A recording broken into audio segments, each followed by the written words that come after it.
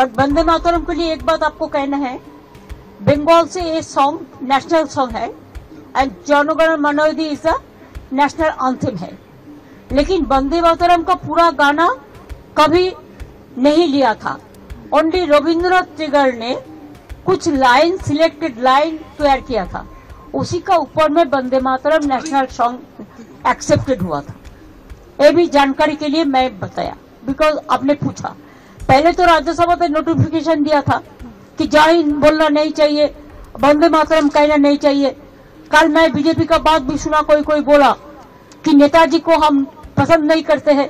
अरे तुम नेताजी को पसंद नहीं करते हैं, गांधी जी को नहीं करते हैं, राजा राम मोहन राय के नहीं करते हैं, तो किसको पसंद करते हैं? ये कैसे आया ये सब लोग जो देश को बारे में जिसको पता नहीं है, देशेर सम्बन्धे যারা জানে না, তারা নেতাজিকে অপমান করে, বঙ্কিমচন্দ্রকে অপমান করে, রবীন্দ্রনাথ ঠাকুরকে অপমান করে, বিদ্যাসাগরকে অপমান করে, রাজা রামমোহন রায়কে অপমান করে। এরা জানে বাংলার অবদান,